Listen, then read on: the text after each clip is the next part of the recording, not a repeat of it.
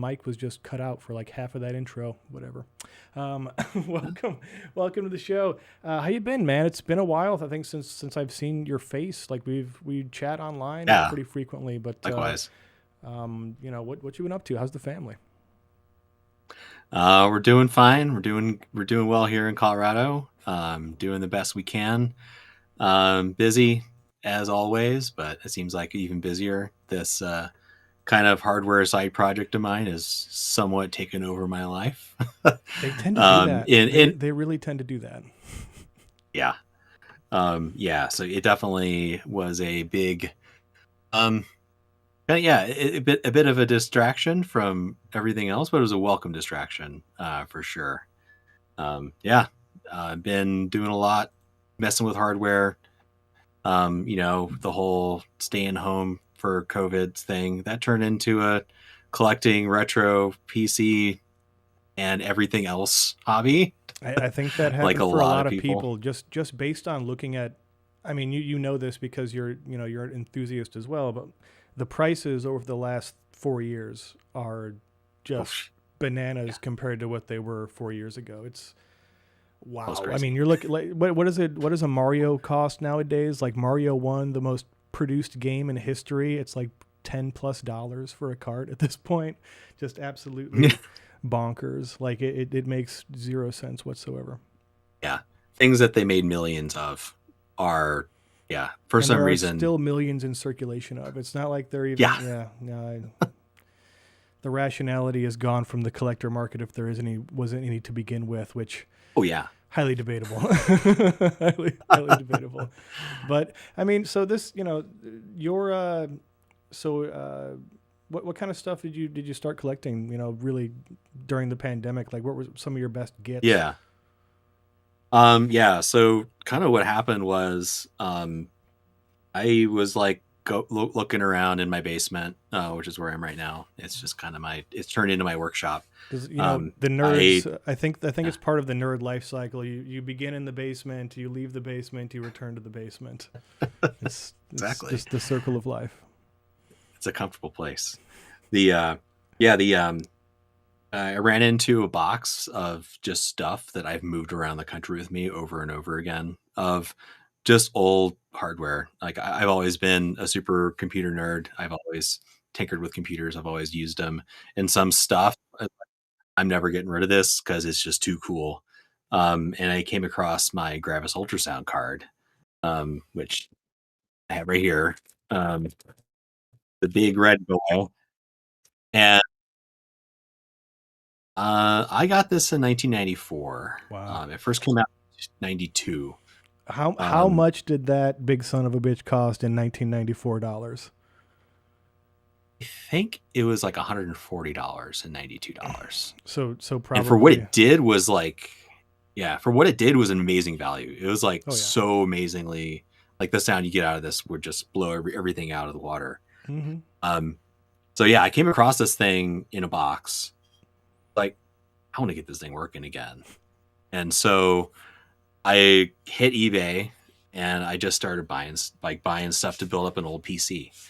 Like it's like I want to run something that like is like like late DOS, like Windows 95 Right. era, like hitting the smack dab in the middle of the 90s, like to kind of hit like the time when this card was the thing. Hmm. Um, When when so yeah, that when was all kind of of where the I started. good video games were made, and around the time they stopped making good video games. Hot take. Yeah, yeah, roughly. Yeah. So yeah, I just started building that system up. Hit some bumps along the way. Like some stuff didn't work. Like this Gravis ultrasound card didn't work. I had to like buy a new chip for it from China, and that was interesting. That's my Mm. first time, like, because it wasn't like on eBay or anything like So that. this So I is had to like like get into these Alibaba like or something. chip Like what? markets. Yeah. Yeah, yeah. There are these like chip markets that are their sites are in English, which is good. And if you are buying less than like 25 of something, they really give you a hard time. It's not So even I worth it, right? They're just like, this is not Yeah, even worth like taping into it and putting into a bag, right? Like, right. we need to order at least 150 of these. Yeah. Hmm. Yeah, so I ran into that, but I managed to get them to send me 3 of those chips, and I got it working Nice. again, and then I just kept on going. I like, what was the next thing I got? And I like, was I was I joking with one of my friends that also does indie hardware stuff. Sorry, I keep wiping my eye. I've been sick as a dog the last 3 days. I'm so oh doped man, up on Sudafed and shit right now. It's it's gonna be a fun show. you I can sound tell I'm good. flop sweating already. 2 guests canceled. Like Mike was muted for the first 3 minutes of the show. Fuck it, man. We're gonna do this shit. Um, Nice. to get back on topic. Um, I was joking with a friend of mine, indie hardware that it's. I think most of the cool hardware stuff on the internet that gets released, it is basically we owe to the sunk cost fallacy. Like I can't quit now. Like I've already Yeah, gone the back and forth with these Chinese chip companies, and like, well, yeah. kind of in it for the long haul at that point, right? Hmm. No, exactly. It was like, okay, all right, I'm already waist deep in this. Let's just keep digging. Let's Yeah. just go. Well, dig up, Um, stupid. Yeah, yeah, as Homer yeah. Simpson said. Yeah. Yeah. Like, so Yeah, how so I long bought ago? like, How long ago did that project start? This Pico project? yeah. So kind of what happened was in 2022. So it's been like 2 years now. I was like on some Twitch streams, follow people that do retro, computer stuff. Another big thing I've been into is the demo scene. Um, you know, Mostly I wrote music and I was terrible at it, but I met a lot of really cool people over the years. And I was on this Twitch stream by this guy that was in the Amiga demo scene, a musician who kind of branched out into coding, and he does all these different kind of streams on Twitch where he'll be live coding, some demo, or he'll just be playing stuff. Like he'll get, some new piece of hardware, because his big thing is like I buy real hardware, or I use the hardware I had, back when I was a kid, and I still have it. So I'm using real hardware to do all this stuff. And he was talking, and he was like, "Yeah, but I want to build up this DOS PC. I want to play all these DOS demos, because that was something I didn't get to experience." Kind of the flip side of me, I didn't get to experience the Amiga demo scene because I had a PC, and the Amiga was almost non-existent here in the U.S. Yeah, definitely. Um, Except for those and new those he, lone those lone yeah, Amiga nerds in the U.S. that are very like yeah, they're a special sort. really into the Amigas. Yeah, yes, they are very special, and I in love them. in terms of like what percentage of the system's users are like hardcore users, I feel like Amiga is like pretty high percentage overall. Oh man, yeah, no, they put everyone else to shame, I think. So yeah, this guy was an Amiga guy. He's in England, and he was building up this DOS PC. He's like, like the one thing I don't have for this thing, is Gus, a Gravis ultrasound, because like they're stupid expensive on eBay. Like it's $400. Yowza. Or like if you're lucky, a couple $100, if you really nab one that is And you're underpriced. still not guaranteed all that stuff's going to work. I mean, there's those some of them Yeah. capacitors are approaching end of life. Like, Oh yeah. Like I had to do a whole bunch of work on mine to get it working again. So I was like doing all, like I was watching that, and I was watching another stream by this guy called Free 8K RAM. He does a lot of other, real hardware streaming. And he's also into the demo scene. And like he said, yeah, I really regret that, I had to Gus cards, and I sold them for like $35 like 5 years ago. Like right, like that trough in like the people that value these things, and now it's completely shot back up. Um, and I've kind of dabbled in hardware stuff before. My friend Jesse and I, we like designed this PCB, with this GPS on it, an AVR microcontroller. And like I've always kind of been interested in stuff like that. I took engineering classes back in school, and I learned some stuff, and I never really applied it in any of my day job stuff because I'm a programmer web guy. And I kind of mostly forgot it, but it's like that stuff was really fun. I want to start doing that again. I kind of dipped in and out of it over the years. And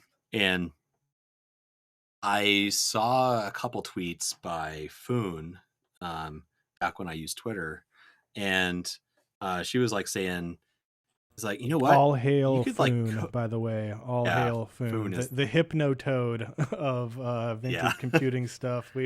We're not Yeah, worthy, Foon. We're not worthy. absolutely. I aspire to be Foon one day. When I grow up, I want to be Uh, Foon. Yes.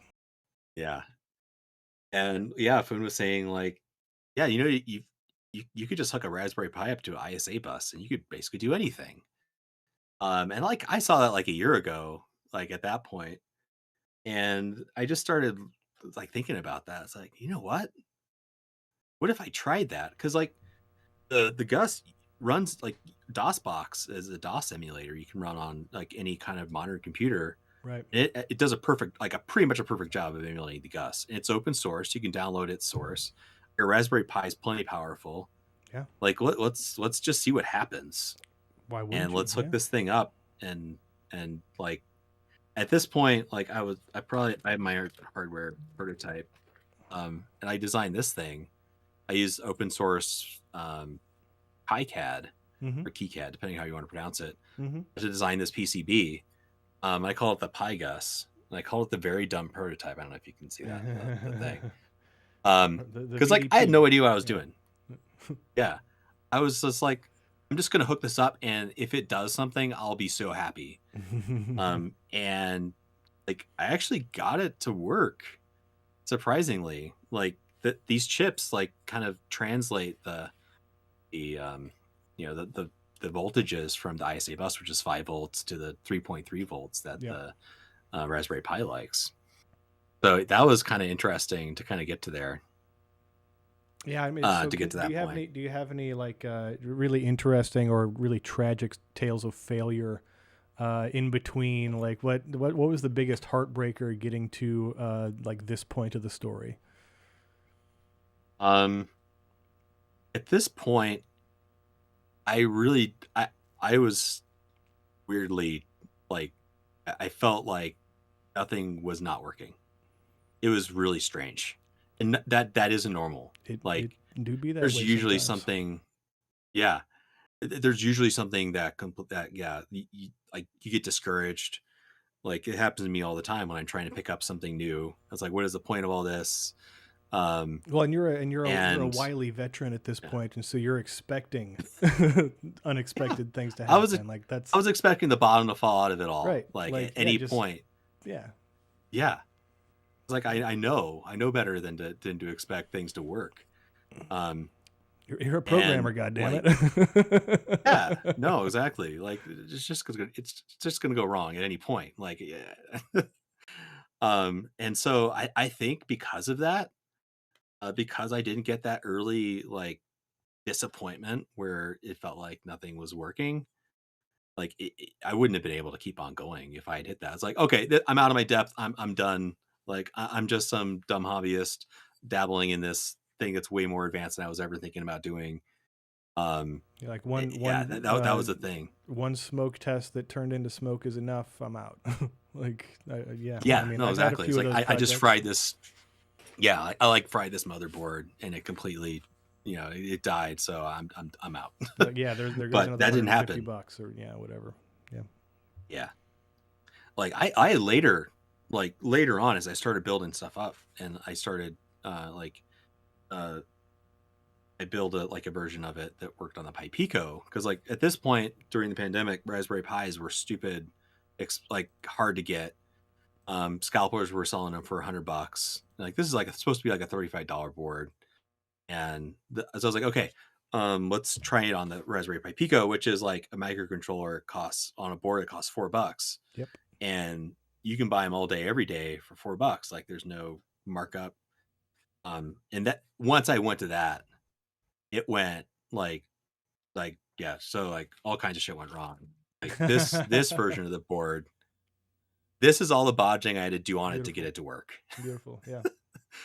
Like and like I like swapped like a couple of the pins on some of the chips. Mm-hmm. And it's like, Mm-hmm. oh man, nothing's working. All this data's coming in corrupted. And eventually I figured out it's like, oh yeah, it's like these two data lines are completely mixed up.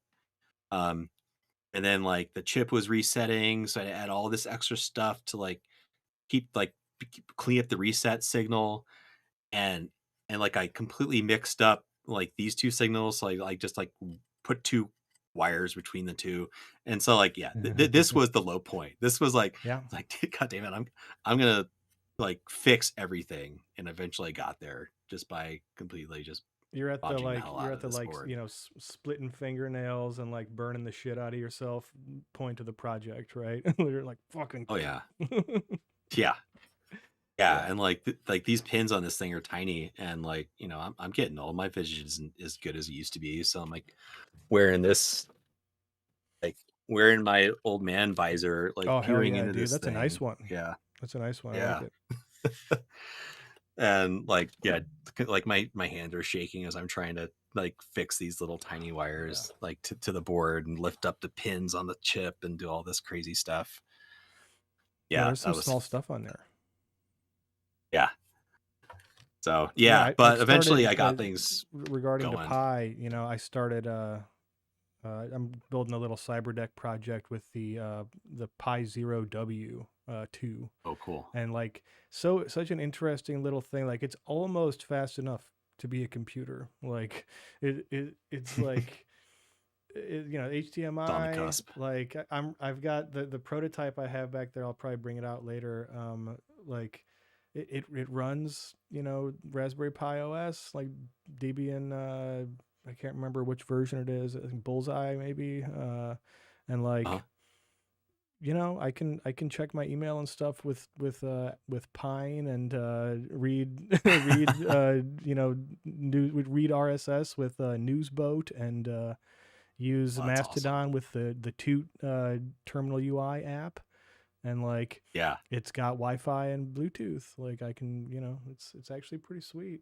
It's almost fast enough to be a computer. If you just want a command line like literal cyber deck type situation, it's totally fast enough to be a computer, and you can run it off like one of those, like the kind of vape batteries, like those robotics slash vape Oh, batteries, like yeah. it'll run for like over an hour on, 18650. yeah, exactly. It'll run on one of those for over an hour. Like fucking sweet. Like what more do you need? Nice. Anyway, as you were saying. I don't remember where I was. Oh yeah. So yeah, I eventually fixed all the crap on this thing. Um and yeah, I basically came out with this kind of first version. And at that point, like I just posted it onto social media, Twitter and Vogons, which is a forum where people that love to play DOS games hang out. And it's like, hey, here's this thing. Like it's still work in progress. And like literally I had people like go to my GitHub because like I'm developing this thing out in the open because like no shame here. Like everything's gonna be broken. Like look at my code, it's embarrassing. Like we got all kinds of embarrassing comments and printfs all over the place. Like screw it, I'm just gonna be out in the open about this and like embrace the fact that I don't know what I'm doing and just go for it. But like this guy emailed me and it's like, yeah, I just made a board based on your design files on your GitHub and it's not working. It's like, "Yeah, I'm sorry, man. I sorry you just spent money on this, but it's broken right now." Like Yeah. um but yeah, but people like you could tell people were like, super interested in the idea super early on because like if you build these like yourself, it's like stupid cheap because it's off the shelf like jelly bean parts Mm-hmm. combined with picos, which are almost nothing. $4. And Yeah. yeah, and yeah, people have gone and like made their own versions of it that like hook up to like two industrial single board computers. Like they built these like kind of cyber deck, like these old like Yeah. DOS cyber decks out of these little single board computer. I That's got one right awesome. here. It's like like this is like the whole computer like on this card. So they made a version of it that could like plug into this connector right here. So you can have like a really small kind of retro computer, which is pretty cool. That is cool. I love Yeah, that. I love that. Man, that's yeah. So you're so the PicoGUS. Where can folks get one of these? yeah. So this is kind of the current version of it. This Mm-hmm. is the PicoGUS 2.0, and what I Awesome. did with this was like I got tired of hand soldering these things, and a bunch of people like lots of people are DIYing it, which I think is awesome. And Yep. I never want to stop people DIYing this card, Of because course. part of it is like making this as accessible to as many people as possible at a good price. Mm-hmm. Um, so, but a lot of people are like, I just want to buy one. Like I can't solder, or I don't have the time. Just let me buy it, please. But I didn't want to hand solder these things myself either. So I made a version that is, mass producible. Gotcha. It end to end, like JLC PCB, other PC manufacturers. They've brought down the price on making your own PCB to really affordable levels, which is really cool. It's really Mm-hmm. opened up this kind of stuff to everyone. So you could have these made at JLC PCB, and I've made batches of them. So I have right now I've got a Tindy store. Mm-hmm. But I'm also starting to branch out and having some other people make them kind of as partners with me. Because eventually I want to get out of the business of making these myself. Like, even though like the factory makes this, like I have to take them out, I have to plug them in, I have to test it, I have to screw this metal bracket on, and Yeah, I've put tuned them into into a few of your boxes. I've tuned into a few of Yeah. your kitting Twitch streams. Like those are Yeah. bringing me back to occipital days at the San Francisco office, having to put together the different bracket boxes. Like that Oh was yeah.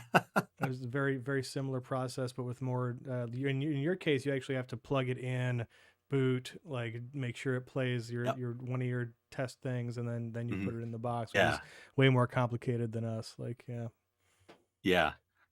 Yeah, so, yeah, you can get links to where you can get this stuff on my, uh, PicoGUS. PicoG.us is the website. Mm-hmm. Um, and, Appreciate that. yeah, I you can. always love a domain. It's not really it's not quite a pun, but it feels like a pun. It has the Yeah. various shape and like bearing of a pun. At least I uh feel whenever you do that with a URL, I love it. Like I think that's just a people of a certain age, like like early internet nerds like us, just fucking love it when it's I yeah, love a good pico domain hack, yeah. dot us like Yeah. I don't know Yep. why, but I every single time I pop for it, I'm like, yep, love it. Nice. Let him cook, etc., etc. Yeah. Yeah, I see you've got on the screen my domain, ianscott.org. It Yep, links that's right. to, PicoGUS website anyway, so, yeah. Sweet. Go from Yeah, there. So I've got a couple, like one place called Joe's Computer Museum, here in the U.S. Since the demo scene was so big in Europe, there's a lot of people in Europe that want these things. I can imagine. So I'm starting to partner with, this one company called CertaShop. They sell like MIDI cards and stuff like that, and they're based in Belgium. Sick. He'll be selling some of those soon. So there'll be a link on the PicoGUS site when he's ready. Also working with a guy in, the UK. Likewise, due to Brexit, like UK and Europe are separate markets now. All of a sudden, so yeah, in UK, and it might be working with someone in Taiwan as well, kind of sort of the Asia Pacific market. Sick, man. Like that's it, like did you it's so funny. Like it's just one of those things where like you started out um just with a personal need essentially, like just something Oh you yeah, wanted. And like you ended up with like international distributors. yeah, It's such a like I imagine like and part of that like just me from the outside, if it's me, I'm thinking like why can't this happen for shit that I want to, right? That I tried like for professionally. It's always the stuff that like it just so happens, you just gotta go with it. You just gotta go with it. How many of these yeah. have you sold like total since the first batch? So first batch was 100, second batch was 200, third batch is 300. Damn. I just kitted 500 for my batch. Hmm. Joe's Computer Museum, um, he just did 480, and he's sold through half of those already. Sick. So yeah, That's so so awesome. we're around 1,000 now. That's So so awesome. Yeah, like yeah, and so what are the biggest countries so far aside from the US? uh, yeah, U.S., Canada, Germany, UK, France, um, a lot of Scandinavian companies or countries sell a lot to Sweden, Finland, Norway, um, and where else? Yeah, that pretty much it's kind of spread all over Europe. all the Eurovision But, countries. but yeah, yeah, Trying to be topical here. yeah, It's a live show. yeah, and Yeah. yeah, sold a few to Singapore, South Korea, Japan, Indonesia. Yeah, it's I'm surprised. Like, how did you find about this thing? It's so cool. Yeah, so it's the best. That's the absolute best, man. Yeah, Yeah, I'm a big fan of the project and of you overall. thanks. I've still got, you were just talking about getting the Gravis ultrasound card working in DOSBox, which is I think most of the people watching this will know is like one of the big emulators, like the one of the oldest kind of PC type emulator softwares out there, and it basically runs and emulates everything you could want it to, including like a lot of the original hardware cards, like the Gravis Ultrasound. I actually haven't tried getting it to run with MIDI devices yet. I need to do. Will it wire into? I still have that sound canvas I bought from you. Will it wire Yeah. good up into that? Like what kind of Oh how yeah, totally. complicated is the config for that on Mac OS? Yeah. So, um, okay. Well, so yeah, you have to have an actual DOS PC or Mm, like to use a PicoGUS. gotcha. Yeah, yeah. But if you want to use DOS like MIDI output in DOSBox, Mm-hmm. um, it's actually pretty cool. So you can emulate the Roland MPU 401 card in Right. DOSBox, and in the configuration you can say MIDI output device. You can set it to a MIDI device on Mac OS. Mm. Um, so if you get like you can get like a USB to MIDI adapter, and I played around with that. It's really cool. Like Yeah, you've got this. I have one of the Roland USB to MIDI uh, Yeah, dealies, so I'll have to look into that. yeah, yeah. That'll Um, totally work, and you can hook up to that sound canvas. And there's a lot of games oh, with really awesome sound yeah, canvas I'm soundtracks. really looking DOS. forward to that now. Yeah, but it's so weird because like you're like on your regular laptop or whatever, and you've got DOSBox. You got this little window on your screen, Hmm. but like you got something plugged in your computer, like an actual box, and it's like making music. It's like bridging two worlds. It's so weird because you got Yeah, this weird kind of abstracted emulation world, but you got the real world and it's making music. It's really cool. yeah, it's interesting. It's sort of like it's almost like the uh, sort of chaotic neutral version of the sort of like simulacra theory, of like first it becomes like separated from the like original context, and then like except in this case you're actually doing the reverse. You're bringing the original context back in a way. It's like it's maybe like the good version of that, and like the less insidious Interesting. version of the inspiration for the Matrix, basically. Yeah. The semiotics and all that kind of stuff. Um, Yeah. yeah, like Push it back, bring it back into the real world. yeah. Do you? So yeah, you said you were having some audio issues. Like, we got any demos you could show, or like you having some computer problems today? Well, let's try it. Let's give it a So, shot. I think if I can switch my audio input device. Okay. So I've got OBS here. Do you see a DOS screen right now? Yes, I do. All right, sweet. Okay. So if I go back to Discord and I change my audio device, I think I can do it. So, all right. So the one I got here is called Emergency. It's a demo that actually came out last December for Okay. DOS. It came out in this demo party in Australia, and yeah, the developers of it actually they gave me a greet in it, and like it's like one of the things in the demo is like you greet the people that That's so fucking you sweet. You got greets. yeah. Yeah, so I got greeted because like the guys in this demo group are using the PicoGUS to develop That's awesome. like the audio part of it. So fucking cool. So I'll try and start it and change my audio device to my capture card, and we'll see what happens. So fingers crossed. Fingers crossed. All right, you disappeared. It probably worked.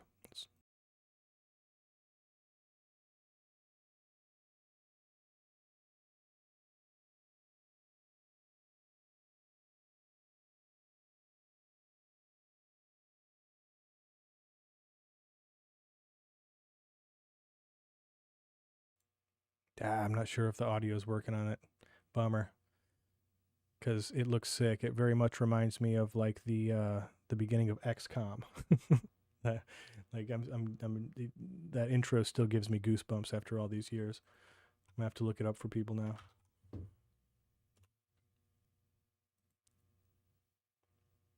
I'll have to splicey splice in the correct audio when I edit this later, if I do that.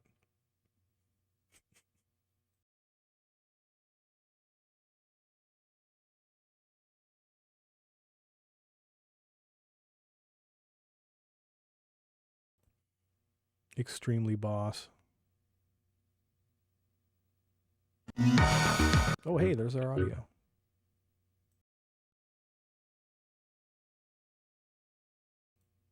Came in for 1 second and went away.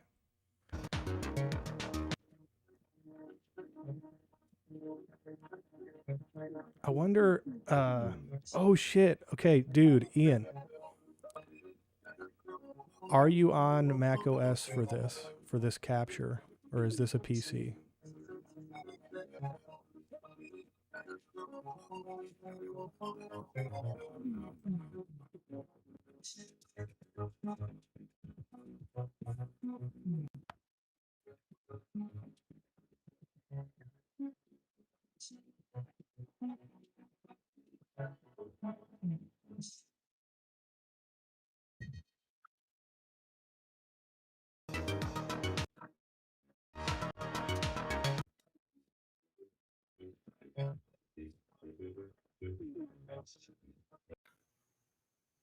Were you able to hear anything? A little bit. But I think so. A little bit. Are you capping this on Mac OS? So, dude, I had a similar problem. I think maybe. So, the newer versions of Mac OS added like studio lighting and reactions and like a couple of other things. Oh yeah. So what? Yeah. So what can happen is if you have like voice isolation turned on one of your mics, on any mic in your system, it will automatically, sometimes it will without telling you, turn it on for other devices and treat them as mics. And so like I was trying to record a guitar and it took like 45 minutes for me to figure this out. So my guess would be to go check if that little thing is green, and if so, then that's why your audio is having trouble. Yeah. Okay. Oh man, that's a bummer. Thanks Apple for making computers so easy. I know. It's like just input the audio, please. It's all good. We'll splicey the audio back in. I'll do an edited version of this. I got to redo my intro anyway. So cool. Shout out to the 5 people watching on Twitch right now, and the two concurrent viewers watching over on YouTube. It's a little bit smaller audience than my regular show, but hey man, it's better than 0. Oh yeah, here, since we're my other guest canceled anyway, so I'm gonna bust out my Metal Cyberdeck project real quick. Yeah, I'm really interested to hear that or see it.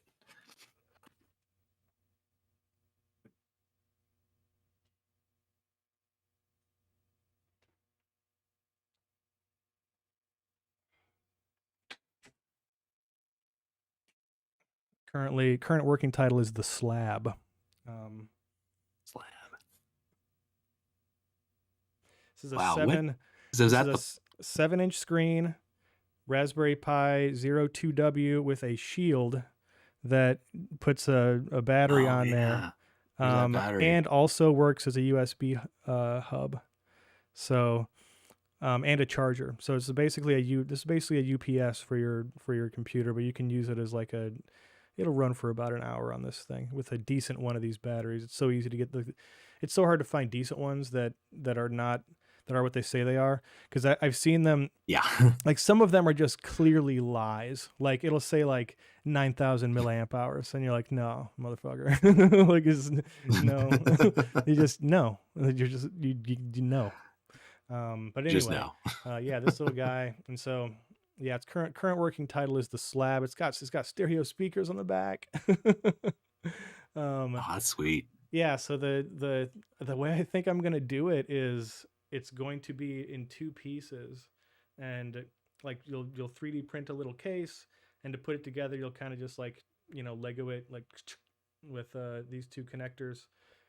But yeah, it runs pretty well.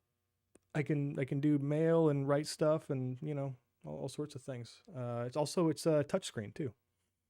I mean, it's a fine touchscreen. There's not really good support for Yeah. touchscreens on default, like Raspberry Pi OS at this point, but I have not gotten too deep into the customization part.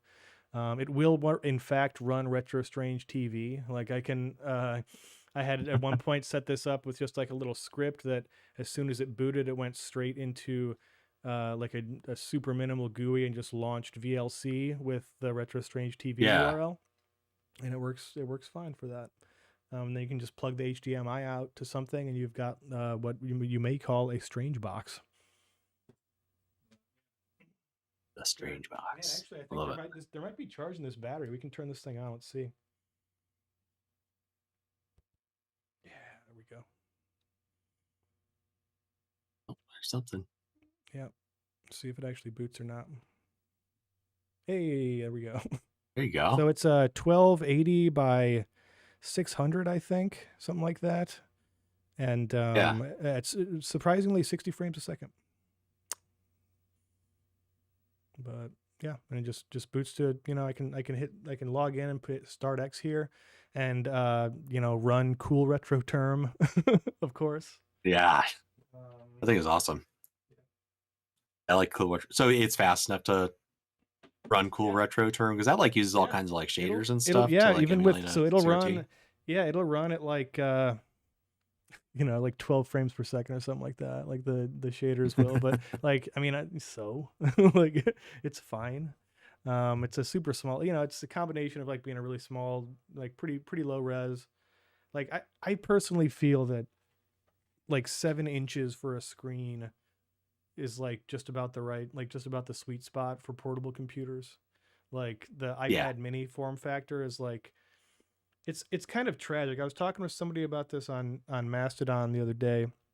It's kind of tragic how the I think at this point the like objectively the best size for portable computers that are kind of single task things is the iPad mini, which is the device that like Mhm. Apple doesn't want to make more of, and nobody, I Yeah. guess nobody buys. Like Totally um neglected. I love the mini. Yeah. it's the best iPad. It's been the best iPad since they started making them. It's also like for what I use my phone for, like it's probably a better iPhone than the current iPhones, except for the camera. Like Uh, like honestly, yeah. And nobody's they put a nobody's bad making camera in it calls because on they, these things.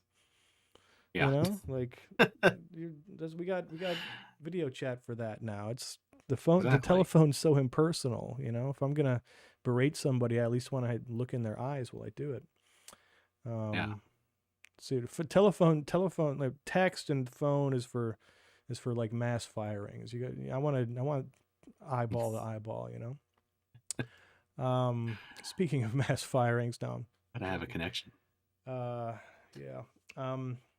So yeah, we're coming up on 7:45. I think let's do a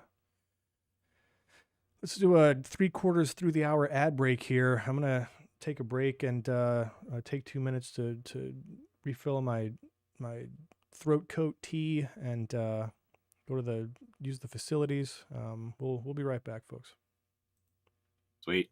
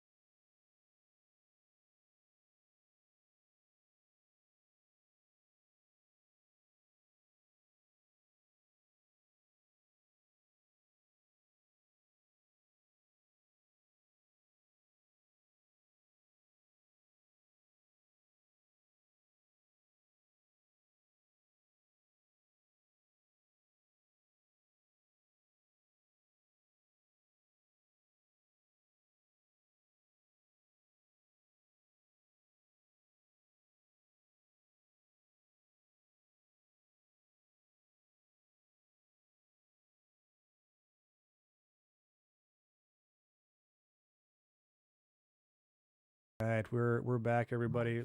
Just coming back from the break there, we were talking shit about the same feature we were talking about a few minutes ago. So like Apple in the newest version of Mac OS, which is called, what is it? Is it Monterey? I Sonoma? Sonoma. think Sonoma. so. Um, No. Sonoma.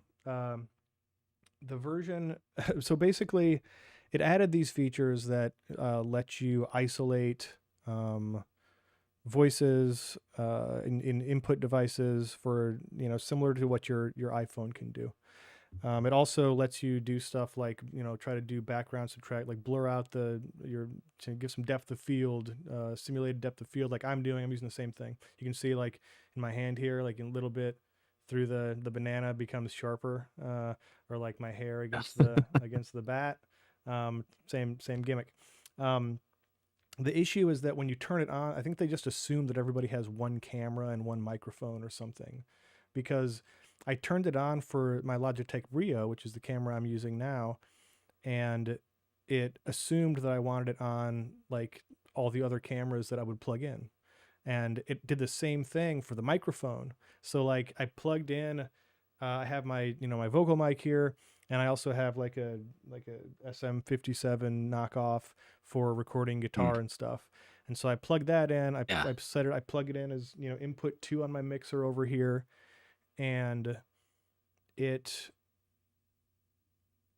I'm listening to the guitar, and it's like it just goes like and just like dies, like just audio Uh-huh. stops, and then I'll hear like like occasionally hear it, and I'm like, what? So like I unplug like everything, right? Plug directly into the amp, sounds fine. Or plug the mic directly into the computer, rather, sounds fine. Like I replace all the cables. I do all the stuff that you do.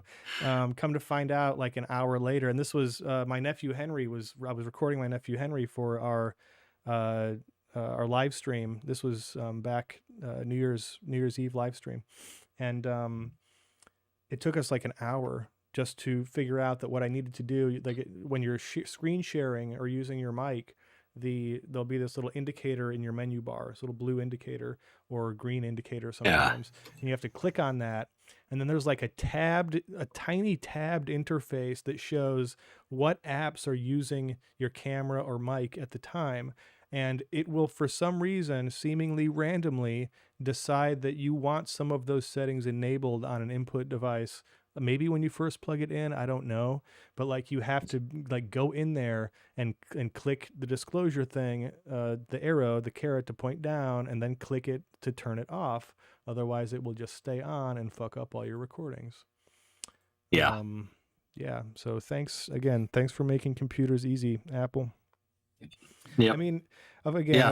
It's of all the shocking. many bad things that could be and should be said about Steve Jobs, like I don't think like it's like somebody, he would have been arrested for murder.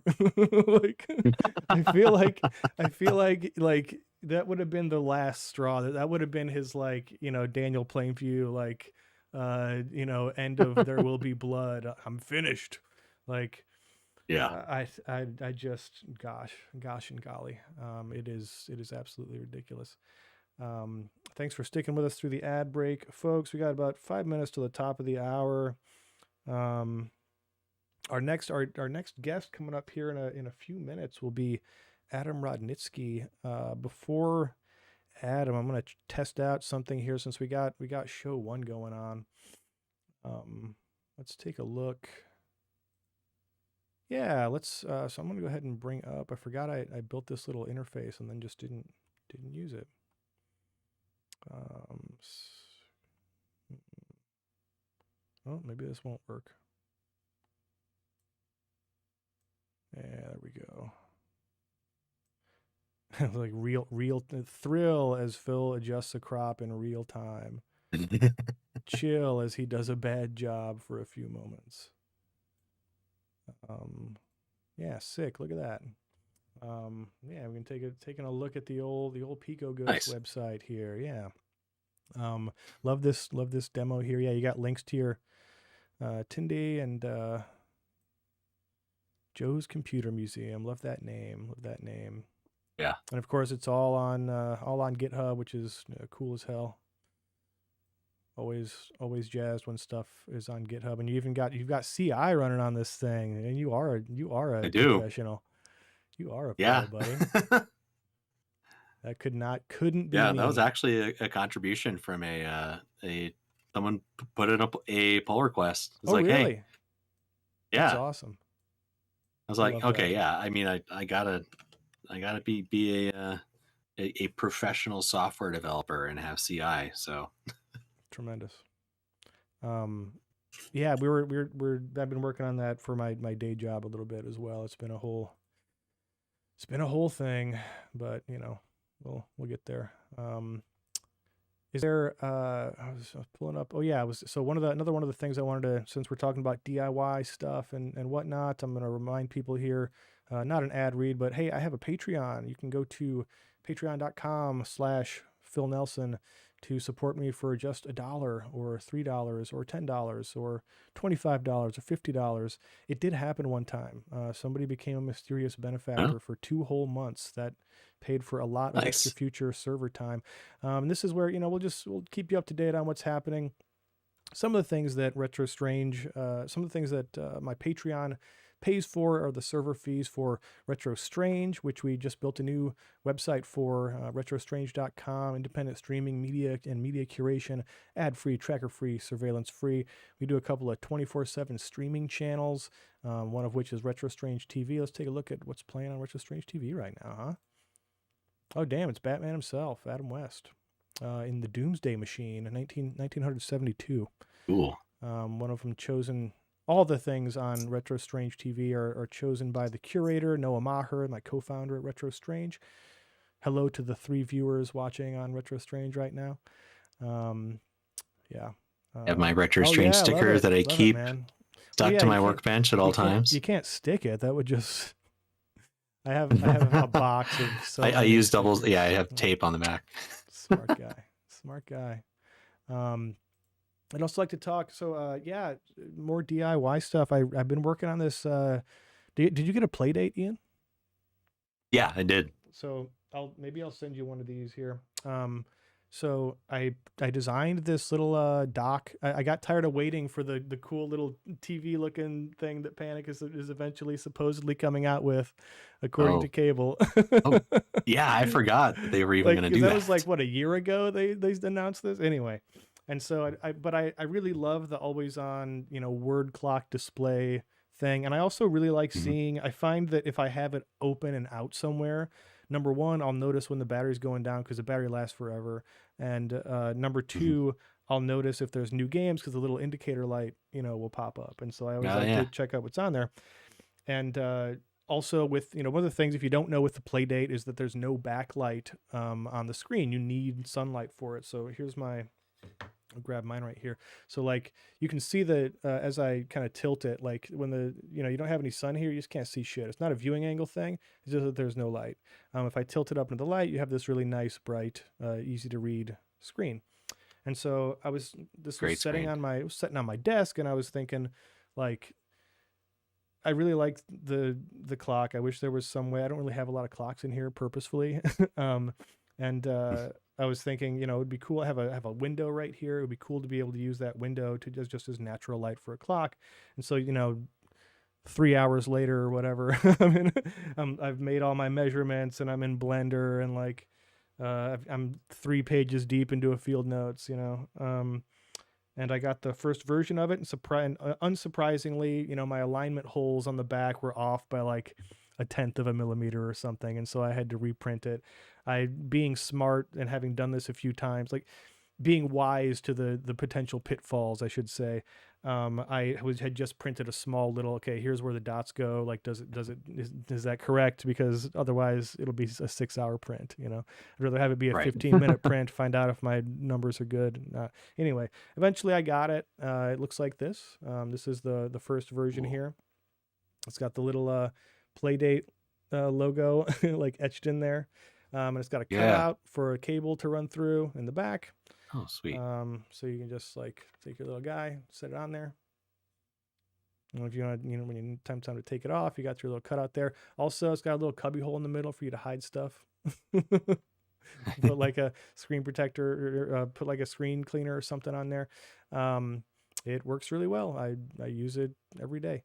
It is available over there on Hackster.io. I wrote up a little bit about why and how, and gave you the download. It's just really easy to print out. It takes a couple hours. I printed it on a really cheap, commodity Ender printer, like a Reality 3, Ender 3 Pro. So like $100 maybe, I've had a couple of people ask me, to print them and send them to them. Like similar to your, with the PicoGUS, it's like, I don't want this to become a job because Yeah. it can't possibly make enough money doing it to justify it being a job. Like even if it was, even if I was selling like 100 of these a week, it would just be a real like expensive hobby. Like it'd be time wise, it'd be expensive time wise. Anyway, so yes, that's available for folks to check out. I hope that you will do so. Yes, Hank in the chat Very there cool. says we need some Hank radio stickers. Rock and roll guy in the Twitch chat is Hank Hank Nelson, the Niles, Michigan's own Singin' Gritter, the local demonym that other nearby towns use to talk shit about us. We're taking it back. Speaking of taking it back, let's see, where's our next guest here ought to be Adam Rodnitzky. Let me see if I can. See if I can get him on Discord, or if we need to pipe him in through FaceTime. He's elderly. We'll see. So while we're waiting, I can talk about one of my favorite things I've seen on a play date. Yes, absolutely. Someone made a Amiga mod file player for it. What? Okay, we gotta look that up. Yeah. I don't remember what it's called. Mod but player. It's you kind of have to sideload it. Like they have it on itch.io. Not on GitHub now, apparently. Oh no! Or somebody got in trouble. There we go. Playdate mod player. Is this one? Amigo Tracker. That's it. Yeah. Amigo Tracker. Amigo Tracker. I see. Yeah. Oh wow. Oh man, I love that little icon. That sick as hell. I don't think I have audio turned on here for the screen cap. Here, let me see. Maybe I do. We can try listen to a mod here. Yeah, it's showing you can use the crank to go back and forth in the song. It's really fun. So fucking cool. Absolutely love that. Here's a clip.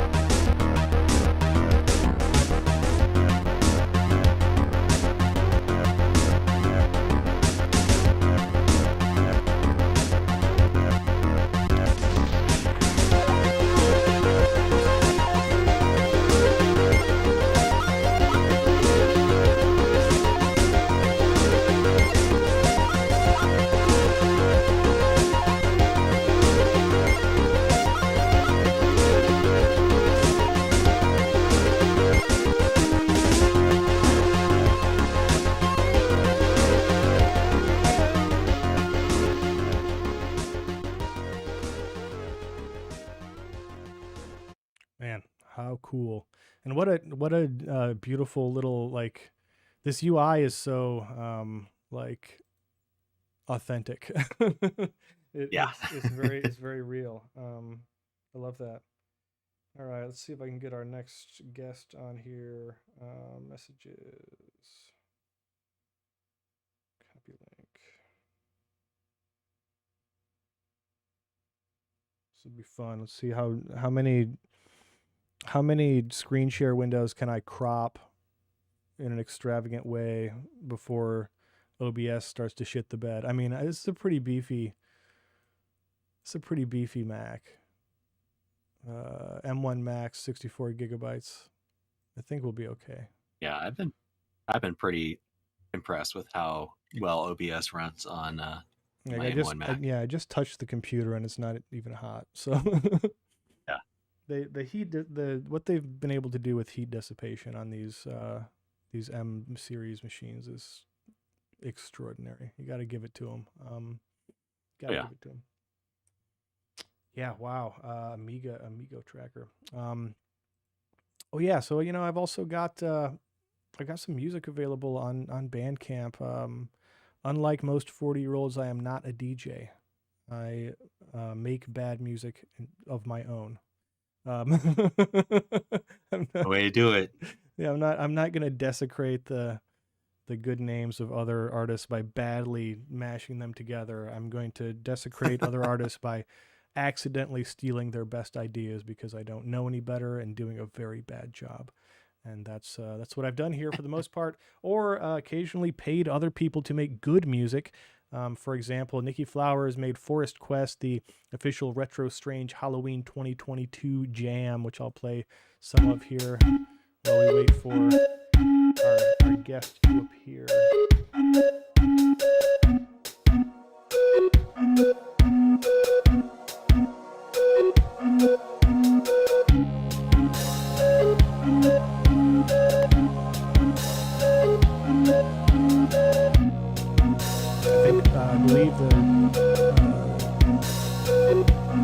I'm pretty sure I told Nikki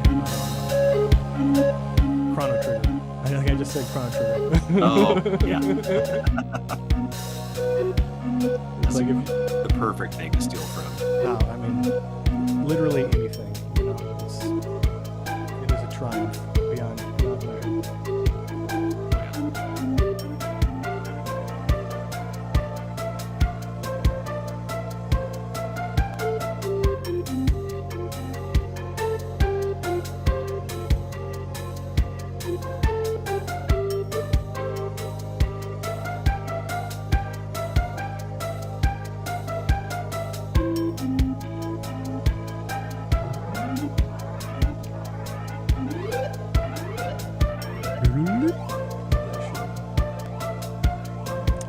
Another one of the many things that being a patron of mine gets you would be high quality downloads of this music as well as other Retro Strange jams from the past.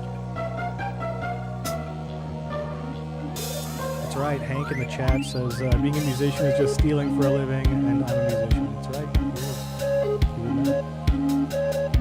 Hank, of course, hosts another one of the awesome things on the Retro Strange platform, which is Hank Radio, where Hank and his dad listen to public domain tracks from the 20s and bring up relevant historical tidbits and uncover new favorites from old music. Lots of stomps. Jelly Roll Morton has become a favorite of the Nelsons.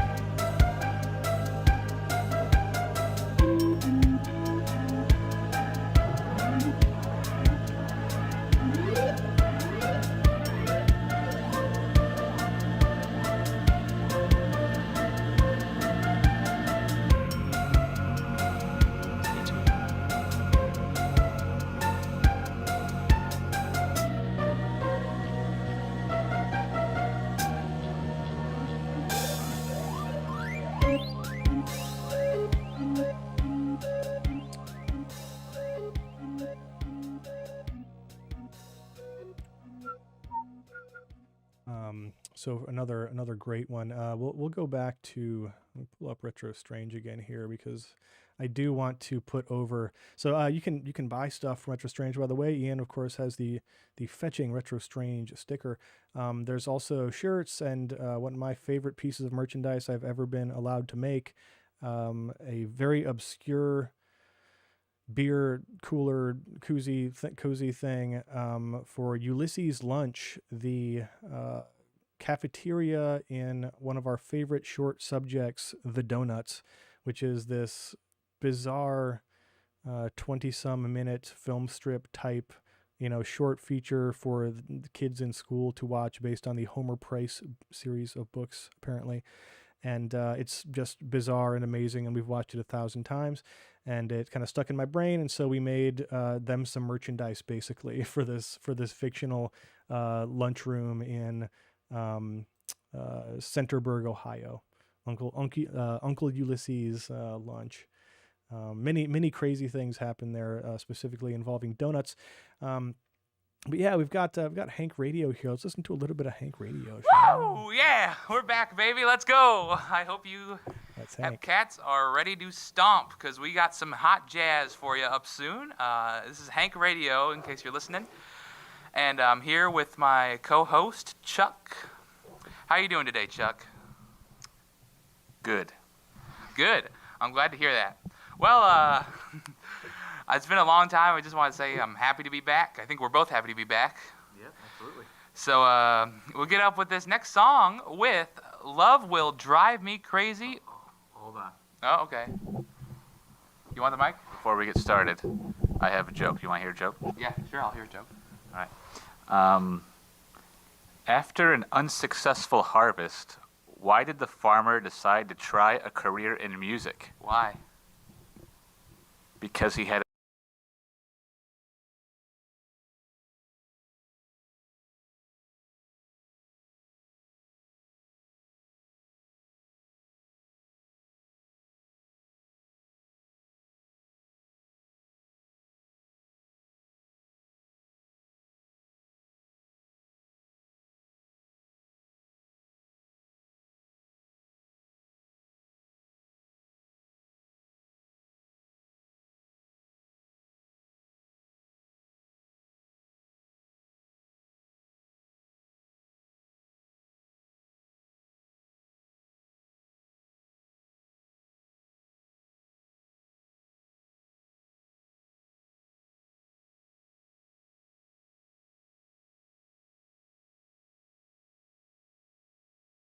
video. Let's see here.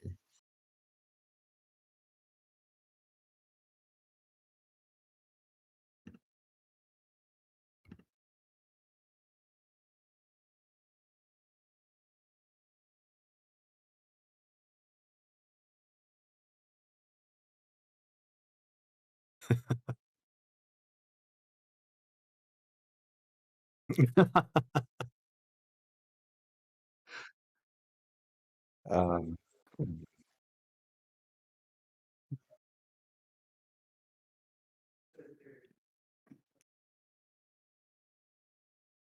did it. See an Adam. What's up, Ian? Adam?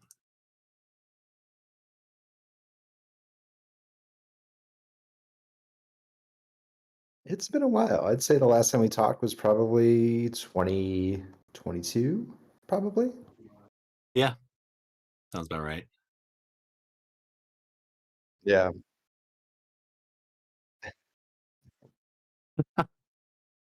I like it. I feel like maybe, standing off screen, you've got Yao Ming or somebody who is, grip today, and there is 100%. There's a grip standing over there. This is not shoddily bolted to a $5 piece of IKEA plywood.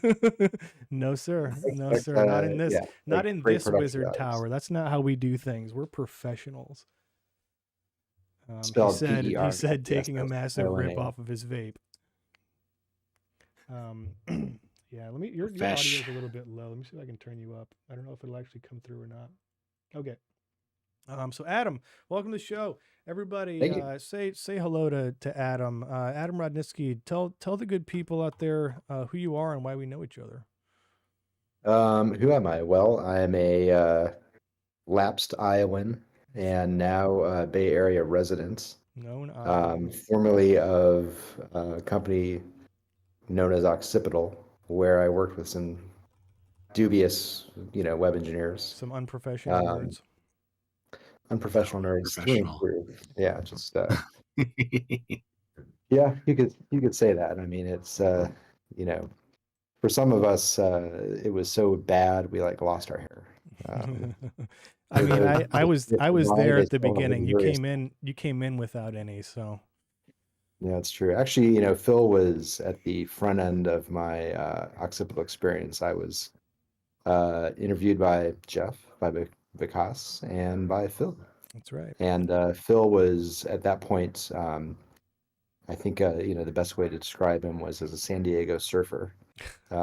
He was on a beach in a sort of a hammock with a couple Coronas and some surfboard wax. Yeah, and had really nothing to talk about except the temperature of the water that day.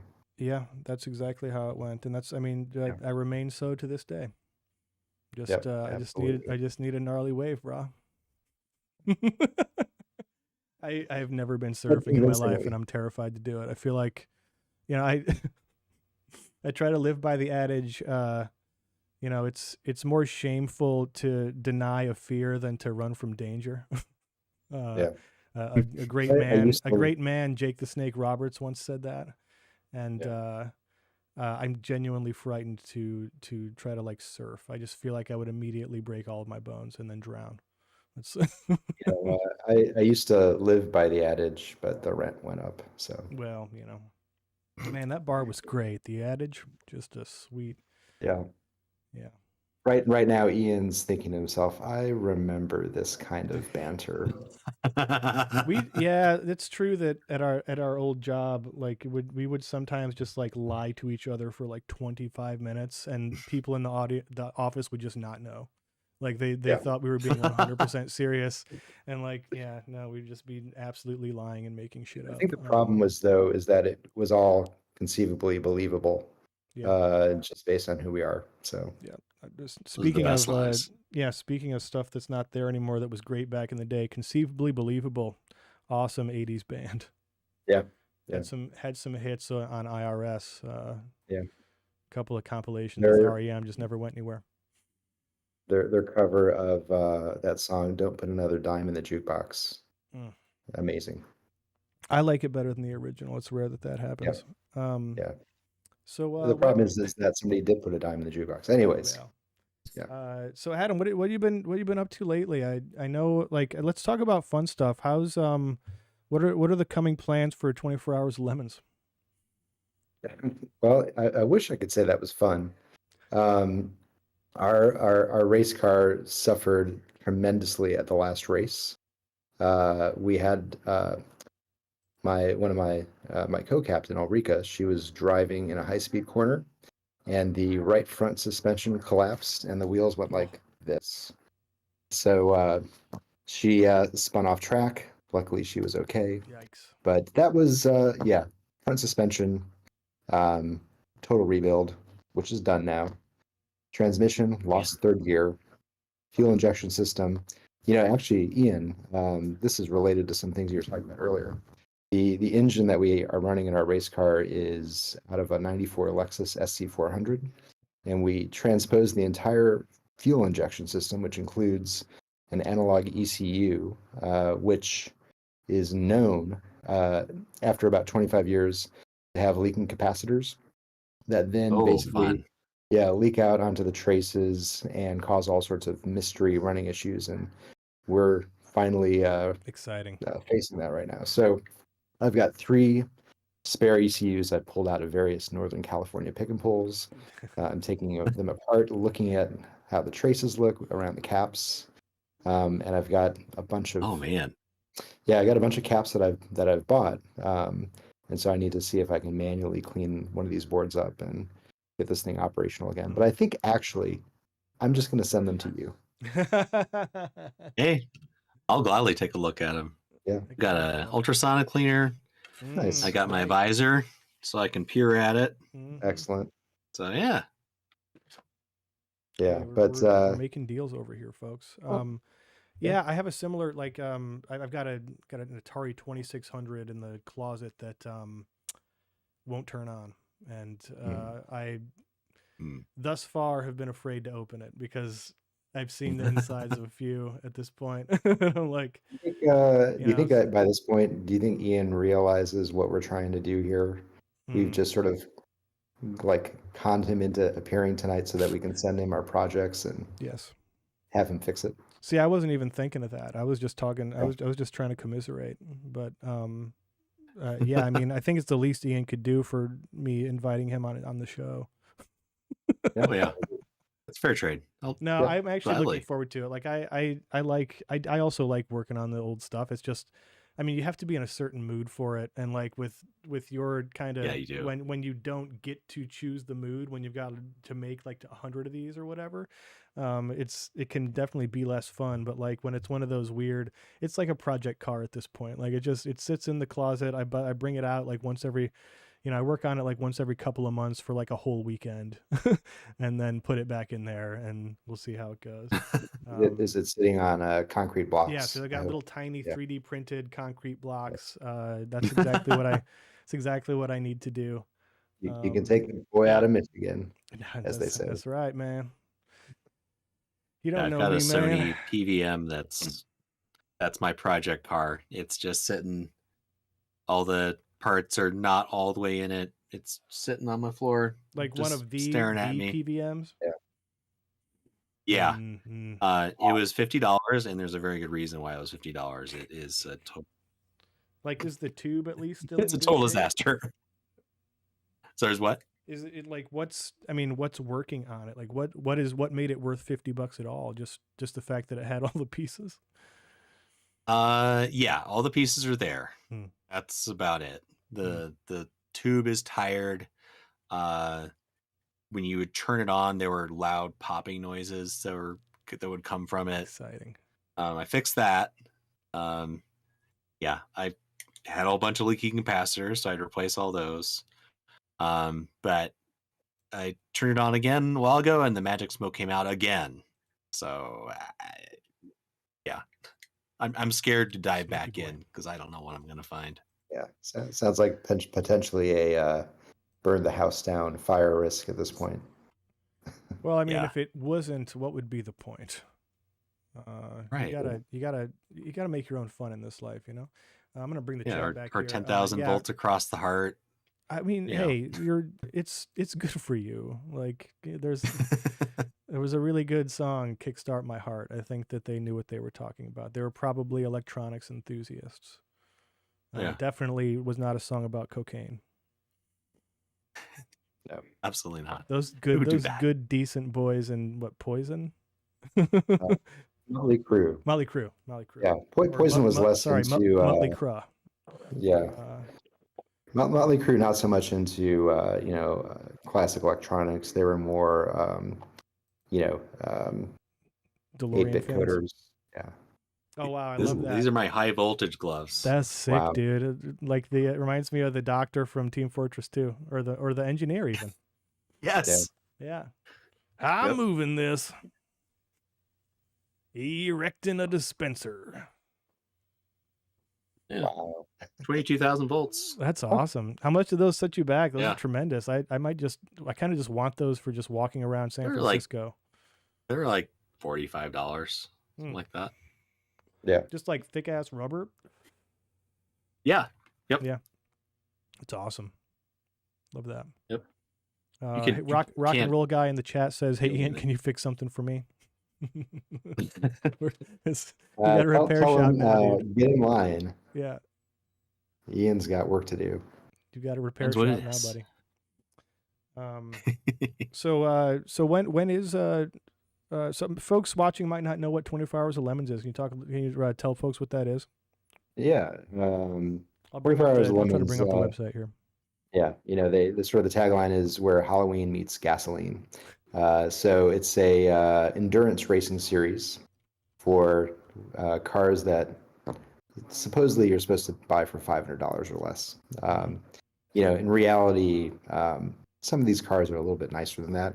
Although ours we bought for $220.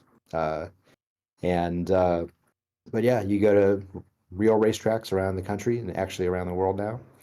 Race for sometimes a 24-hour race overnight, and see if your car or your team fails first.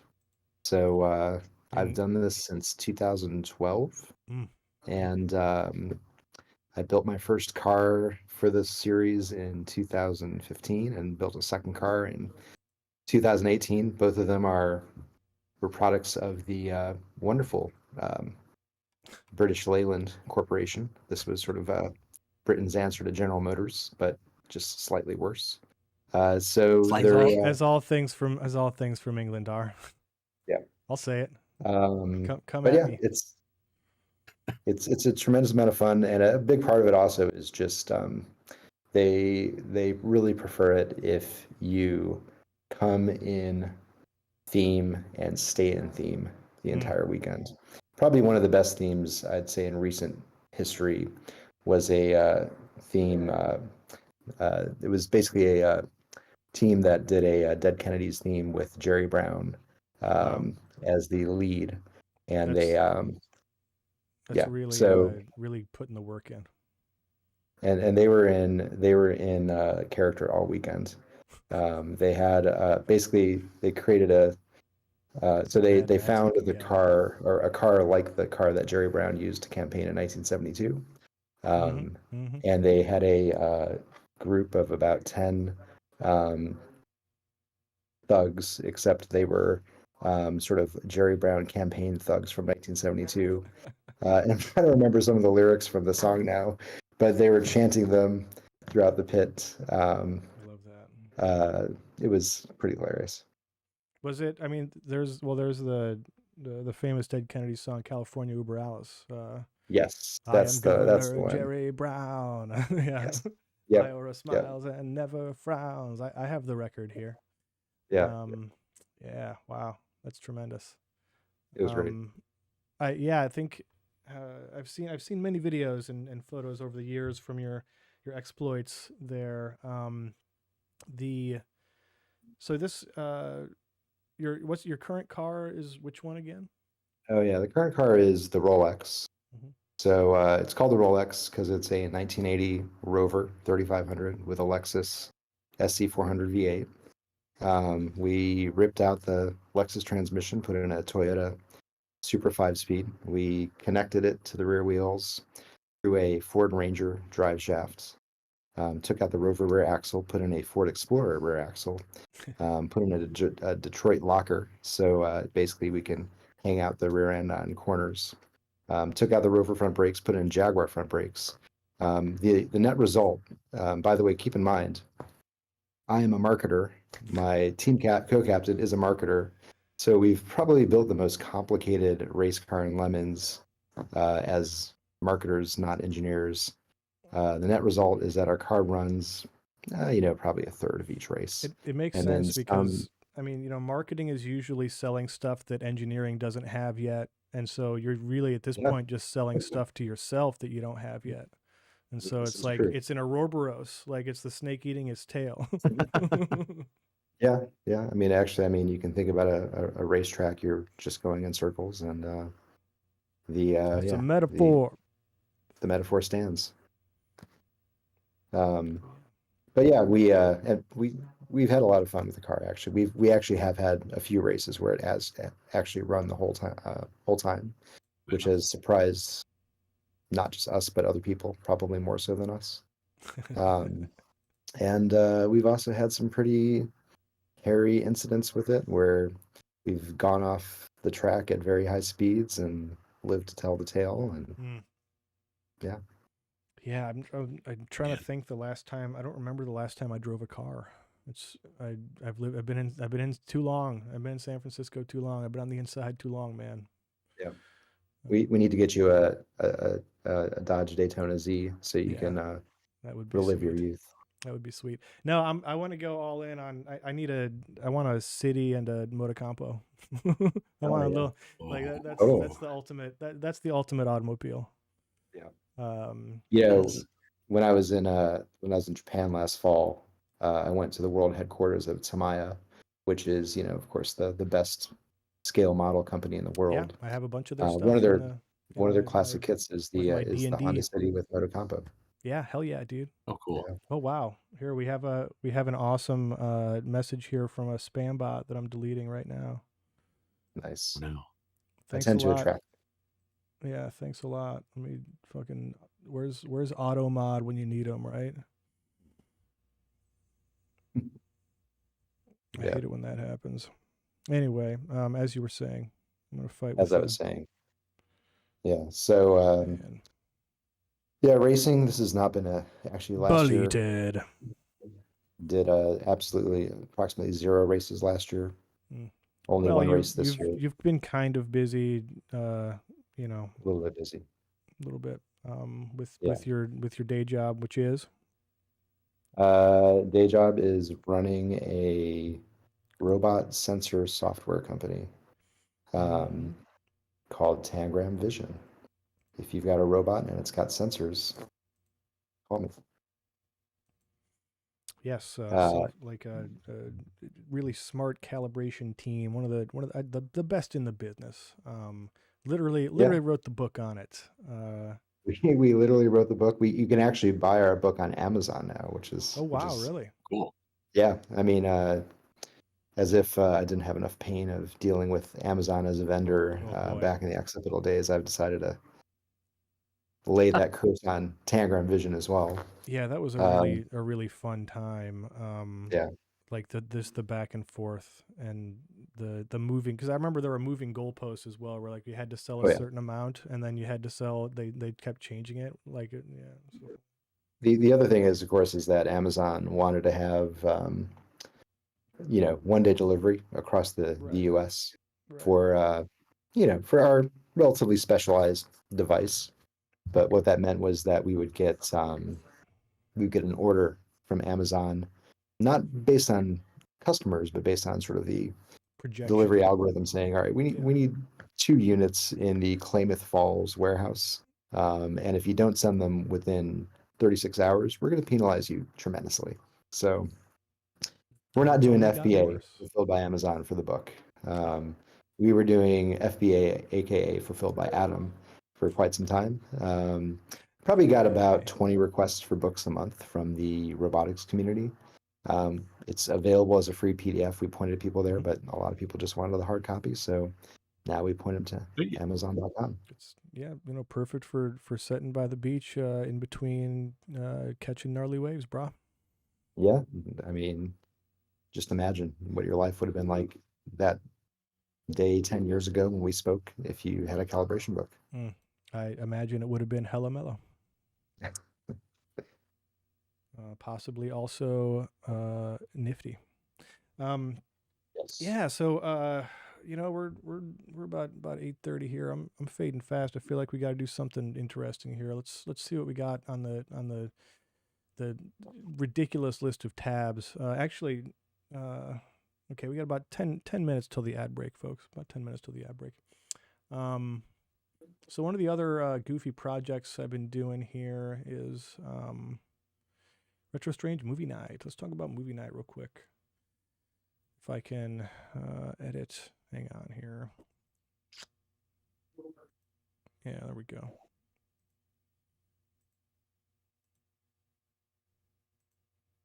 It's like cannibalizing all of my OBS windows during the show. It's like this is like the creator economy version of the like Eric Andre like just stuff everywhere in my carefully constructed scenes by the end of the show. So Retro Strange Movie Night. Movie Night is when Retro Strange TV airs new feature films and shorts that we are adding to our persistent catalog on the 24/7 streaming channel Retro Strange TV 1 and occasionally Retro Strange TV 2, aka the Halloween channel. Our film this weekend, in fact, will be Charade, starring the great Cary Grant and Audrey Hepburn, a very accidentally public domain film.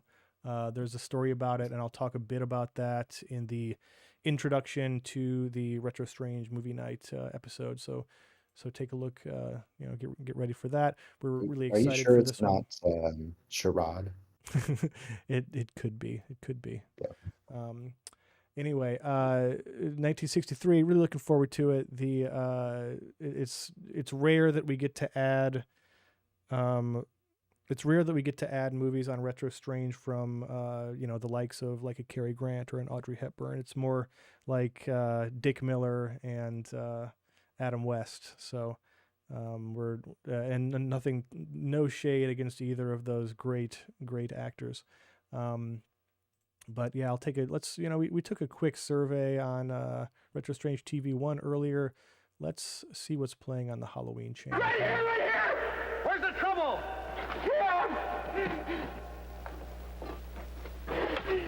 Looks like, Right here, my boy's in there. My boy's in there. man, I don't know. This one's throwing me for a loop. I've seen everything spooky on to the me. channel at least once. Watch it. No, there's monsters involved. I'm sure of it.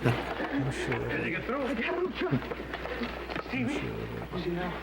It's probably, you know what? It's probably an episode of Suspense. Not every episode of Suspense directly has monsters in it.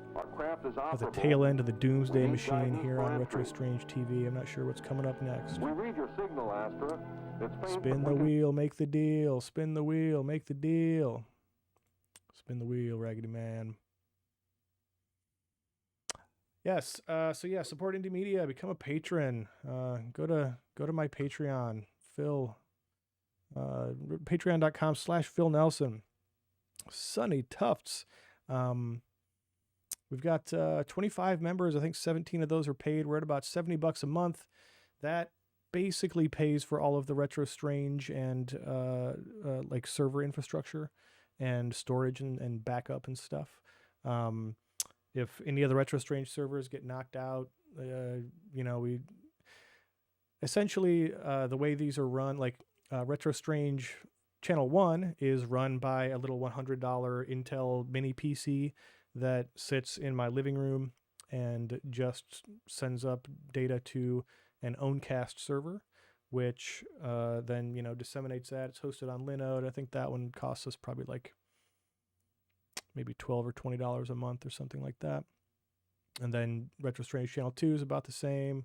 And then we've got our audio video hosting as well. Like we save high quality versions of all of our stuff so we can give them to patrons and things like that. We've also got another one of my favorites. This is one I wish people knew more of.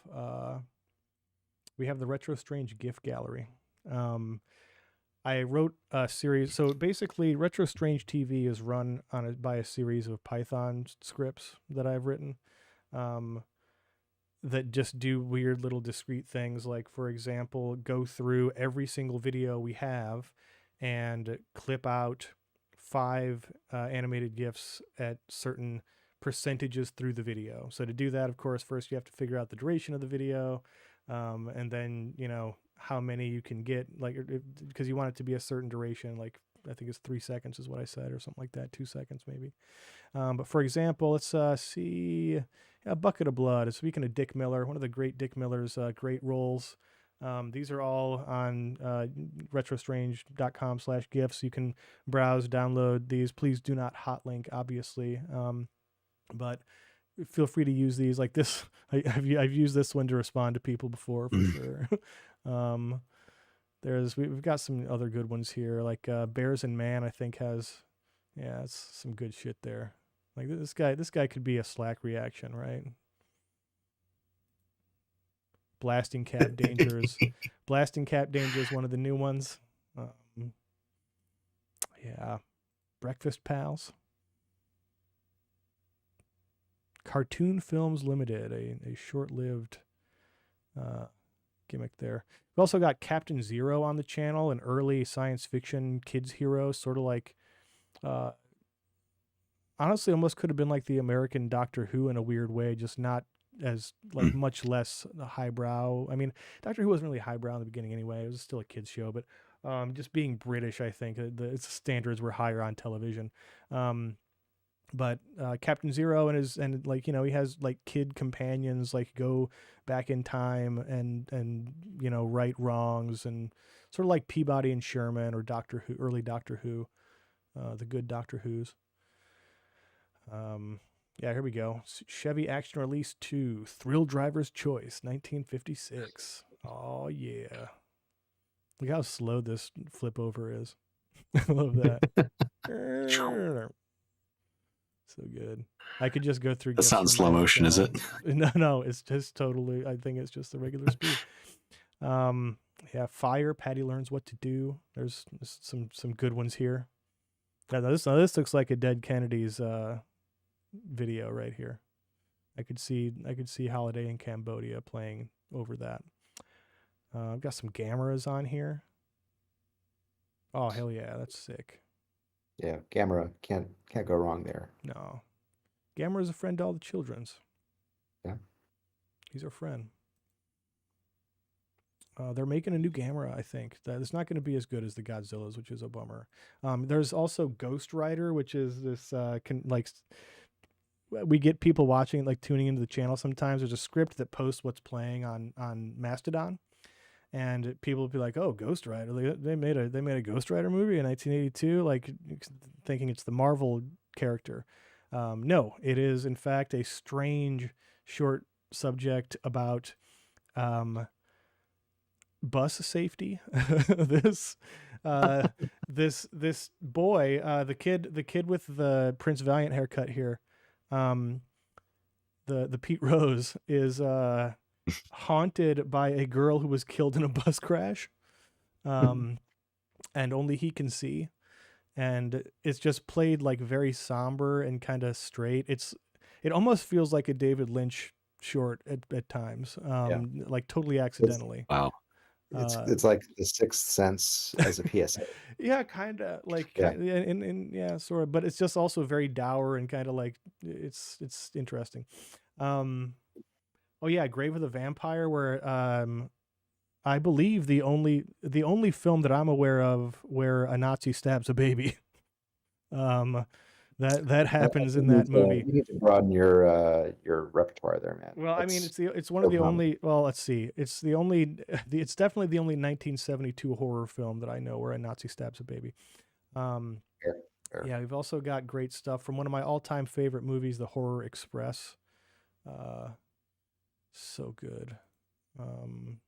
House on Haunted Hill, of course, starring the great Vincent Price, inimitable Vincent Price, often imitated, never duplicated.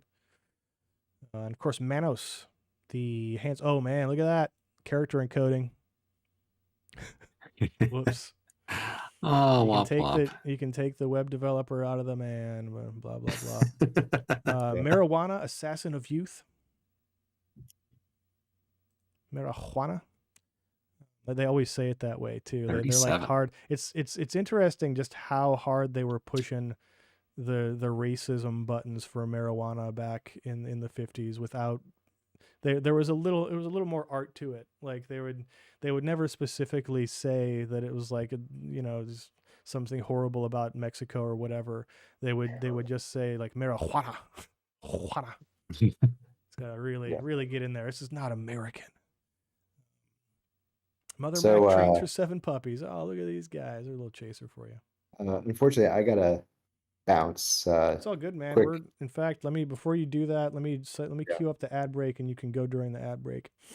If I can remember how to hit the right button here. We're actually, me and Shirley are watching my nephews for the next week and a half while my brother's on vacation. So nice. Wow. How old are the nephews? They are 13 and 17, and I've got to go pick up my 17-year-old nephew from theater practice. Delightful. Get the hell out of here. Wow. Life as a parent, not what I signed up for, but here I am. It's like the opposite of what you signed up for. I feel your pain. Yeah. I'm lucky. My nephews are old enough that I don't have to watch them. They watch me. Yeah. They're like Sounds they leave. Their parents leave. My brother and his spouse leave, and they're like, Henry, like Everett, don't let Phil do anything stupid, as it should cool. be. All right. All Yeah. right, adios, man. We'll take Good to see both one you more guys. break here. It was good to see you, Adam. We'll have you back in the show. We'll do some kind of goofy, jackpot games or something like that down the road here. But thanks for stopping by. All right. See you later. I'm gonna go ahead and we'll take a 2-minute break here. Ian, feel free to stick around. I'm gonna do 15 more minutes. Why the hell not? We'll do an even 2 hours here. Let's do it. Sweet. 2-minute break, everybody. 2-minute break.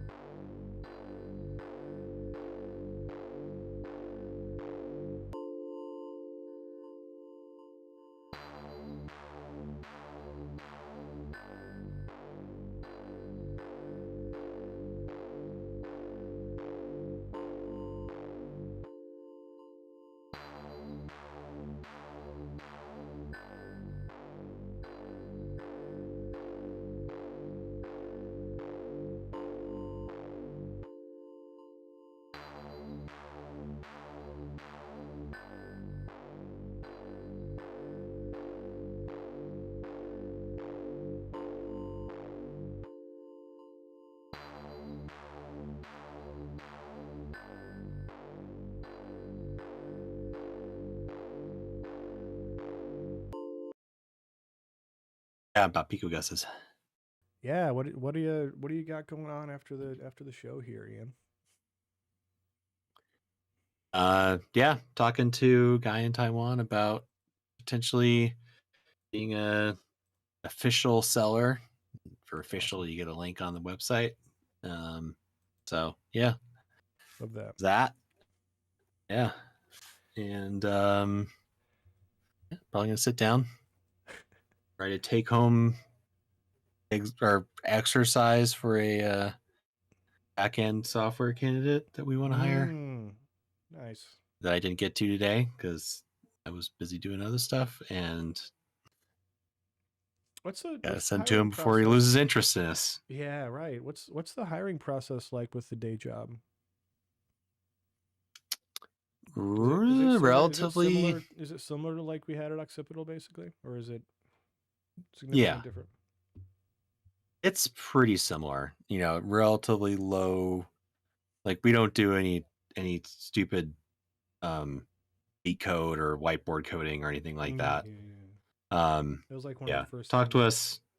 I remember always like I'll still like die on that hill. Like Vikas and I talk about this occasionally. Yeah. And I'm still like, you know what? I don't think it's worth it. Mm-hmm.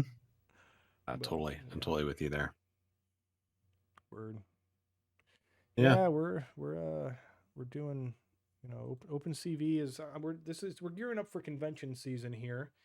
I'll be going to the Embedded Vision Summit here in Santa Clara. Go ahead and pull that up for the three people that are possibly still watching. Embedded Vision Summit is let me snag that. I think you still have the BRB set up. No, shouldn't be. On Twitch it is, at least. Twitch might. Oh wait, no. You haven't. It might have. You're right. Yeah. Paused. I was paused. Yeah, it happens. I'm also using some janky. So I'm using like the multi-stream plugin for OBS. One of them, and that sometimes is janky. Where like instead of using like Restream or something else, I'm just doing it that way, which is fine. I'm only doing 3 outputs. I was doing LinkedIn, YouTube, Twitch, and of course, as expected, YouTube and LinkedIn totally fine, or YouTube and Twitch totally easy to just do. LinkedIn just has this whole Byzantine setup where like you have to set up the event and then you only get the stream key like an hour before the event, and you can only go live 15 minutes after the event start, and it's just this whole thing. So I totally botched that one. We're not on LinkedIn, but I'll probably upload it native there anyway just to see what happens.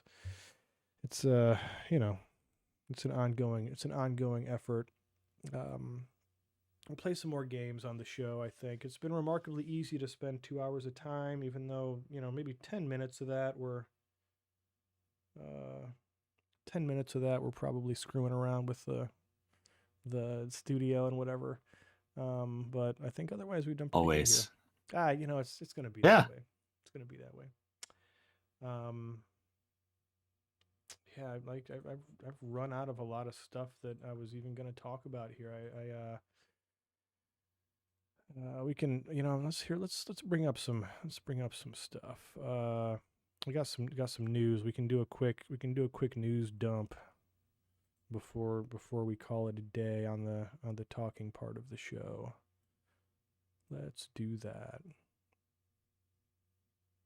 Nothing like producing the show while you're hosting it. Let's see Colbert do that. I want to see Jon Stewart like in the back. Like, come on, guys. Give me something to believe in. Here I've got the. So here's this is an interesting bit of news I saw today here. We successfully shamed Warner Brothers into giving people back the rights to the games they made for the Adult Swim website that were kind of randomly disappeared by Warner Brothers Discovery one day. Pretty awesome. Wow. Yeah. That's shocking and impressive. Yeah. There was they at one point so the thing that was pissing people off here was that basically the parent company just started sending these emails that were like, your game is being retired basically, and there was no information on like what was there anything that could be done or like whatever. Anyway, late last week they basically said they're going to be letting people have their games stay on there, and like letting people get their games, which is fucking sick. Like it and the only reason this happened was because people shamed them, like just mercilessly shamed the executives at this multinational corporations. Yeah. Chat wants opinions on tomatoes. They're good. I love tomatoes. I got nothing against tomatoes. I feel like, I mean, there's stuff that, like, this might be an unpopular opinion, but I'm not necessarily jazzed about. I don't give a shit about having a tomato on my burger. I feel like it's just extra goo. Like it makes it kind of it soggies up the bun a little bit too much sometimes. But overall, I mean, You mentioned that. I buy the little Constellation, like the little cherry tomatoes, and we'll just snack on those guys. Those are great. Yeah. I love a good summer like tomato. It's just growing in the hottest part of summer. Mm-hmm. Nice and big, juicy. Just slice it up, put some salt and pepper on it, maybe a little bit of, like balsamic vinegar. That's just delicious. Some crusty bread, and you've got a meal basically. Mm-hmm. Yeah. My dad used to grow tomatoes when I was a kid. At my aunt's house had this little tiny, the tomato patch was probably about the size of my queen size bed. Like it was, very small. Like, but I remember like helping like till the soil and like seed them and I hated getting the bugs off of them. Like that, you get those like hookworms. Oh yeah. Ugh. Oh yeah. Those tomato worms. They're so gross. It was like tobacco, like the hornworms. Like they're yeah. Those guys are so nasty. I hate them. I've got, let's see, I'll pull up some more. I got some other links here. Oh yeah, so one of the things I wanted to bring up to more music shit. I forgot that I actually made an album of like loopable drum beats a couple years ago. 2021 was an interesting time for everybody. Let's give this one a listen. I haven't listened to it in a while. This was definitely recorded with my DR05. If I remember correctly, I just turned on my field mic and just like walked down the street for like 15 minutes and then spliced that into Korg Volca beats that I had made, and then cranked up the reverb to like 1,000,000,000%. Like, I like this one a lot. I've listened to this like on repeat for a long period of time. Yeah. That album art looks familiar. I've got it in my. Thanks, buddy. My library. I appreciate you. I was proud of that album art too. I think it looks fucking sweet. Cool.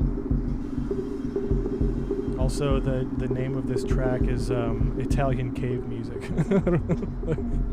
I feel like I have like one of my toxic traits is I have more fun naming stuff than making it sometimes. Like it's good because I'm terrible at naming stuff.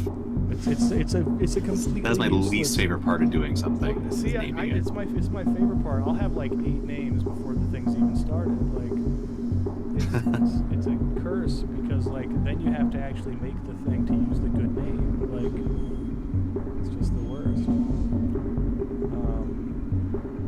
Yeah, you don't want to waste the name. No, of course not. I'm gonna pull up some more news here. Yeah, one thing that was really so we haven't talked about this yet on the show, but this will become a recurring theme for sure.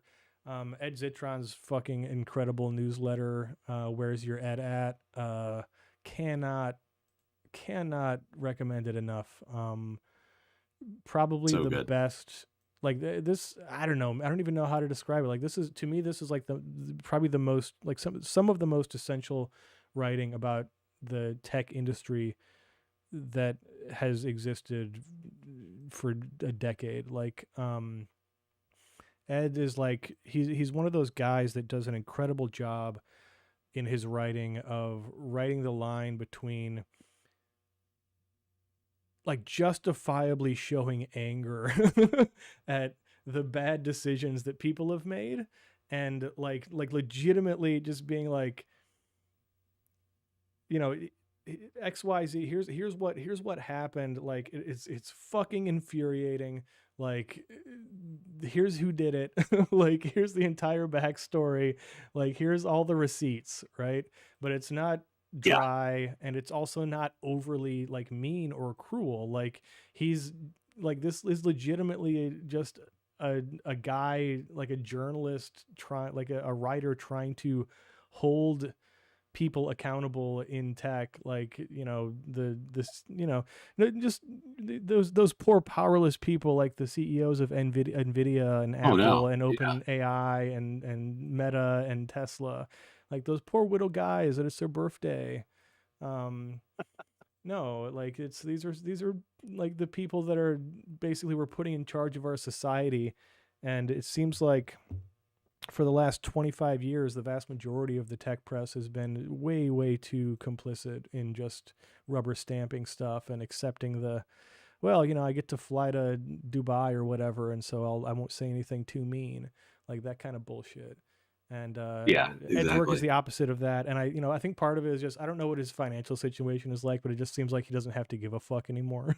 Like, I mean, I know he has like a family, like I know he has a kid, like, but you know, like I think he's a very successful PR firm, and has probably made some pretty smart investments over the years as part of that. You know, you can tell he doesn't have to hold back. He's not worried about like, oh, I might be in a meeting with that guy, right? Like, and I really appreciate that, because so much of the tech journalism that is out there that is even held up as like really good to me is just like way too like buddy with these people. They're way too friendly. Like that's why like, you know, the Kara Swisher trying to like rebrand herself as this bold truth teller when she's basically Jimmy Fallon, like tousling Trump's hair for Elon Musk, and like half of the dudes that are out there now making everybody's fucking lives worse.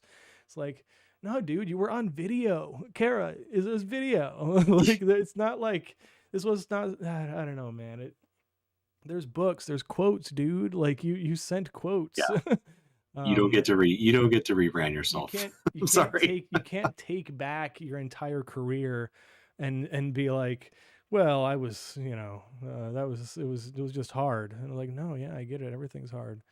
Anyway, definitely check out Where's Your Ed At. Most recent stuff was yesterday, I believe, talking about the new OpenAI. Talking about the Sora product, Sora's OpenAI's video generation gimmick, and of course, like you know, like everything, they showed us these short films that were made by AI, and of course, part of it was made by AI, and then a bunch of people had to go in and fix it. Like, but they didn't disclose that at the time. Like, we had to wring that shit out of them, because like all of this AI shit, it's actually just 1,000, you know, mechanical Turks in a coat, like hidden inside a computer. Rightfully, like this, it's so infuriating because their lies are just so pointless. Like they could have just said, like, that's what drives me crazy about like the Sam Altmans and Elon Musks and like Gary Tans of the world, that like there's no reason to mislead people in this way. You could just tell the truth and it would be impressive enough on its own. You could just say, you know, most of these chunks of video were created, like rendered output by this model. And then we had a professional human editor fix a bunch of sequences where things were screwed up from the output on this relatively early video generation model. And people would be like, "Oh, fair play. This is pretty impressive." Okay.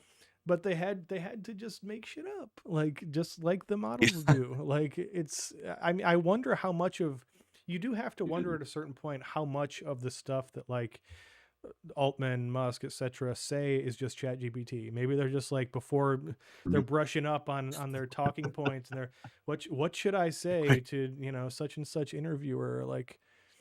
It's oh yeah, that sounds good. That's believable. I'll just say that. It's content like it's yeah, the form, I've heard people using the phrase was it slop, I think is what we're saying now. Slop. Oh yeah. Yeah, instead of spam, we're calling the AI generated junk slop. I like that a lot. I think slop is a great way to, at least you can eat spam, but that's slop, right. It just slops for pigs. Yeah. Are you a good little fucking pig that wants the AI slop like Google does apparently? Like they want it badly enough to tank their main product. So who knows? Yeah. And it sucks, man. Like you and I. So I mean, one of the things I want to talk about before we get going here. We pushed past 9, but like, search. So. Ian, you and I, so you were using Kagi, however you pronounce it. For a minute. I have no idea how to pronounce it. I tried it out for a month as well, and like liked it okay. Like I was gonna do another month. But like learning more about the company, it seemed like they too were kind of just being way too, we're just gonna make it all AI. And so I was like, what's the fucking point? You're just gonna speed run fucking shit up like Google has. Why would I give you $7 more or whatever? Like, yeah, I was pretty disappointed to see that. I know their CEO had this really strange interaction with like someone who wrote an article criticizing it, and like wouldn't stop emailing this person despite being told stop emailing me. Yeah, I saw this. Like, and he got unhinged where he was like, "Oh, you're just trying to destroy a small business or something." Like, yeah. It's again like these powerful people just turn into the little Widow Butte boys. Yeah. So yeah, I'm probably not going to renew it. But like part of it, it's like I appreciate not seeing seeing ads and like but it's like, and all the AI stuff is opt-in, so I don't see it, but I just know it's coming. I just for now I just know it's coming. It's like, okay, right, we gotta ship the features, it's like, oh hey, so yeah, I'm still waiting for something better. Aren't we all? Because search is just so. Just let me search for text on the internet, please. That actually exists on web pages. It's so fucked up because like, one of the things that I was in the shower the other day, and it's sad that these are the kind of things that occur to me in the shower. But shower I was thoughts. thinking about very profound. I was thinking about like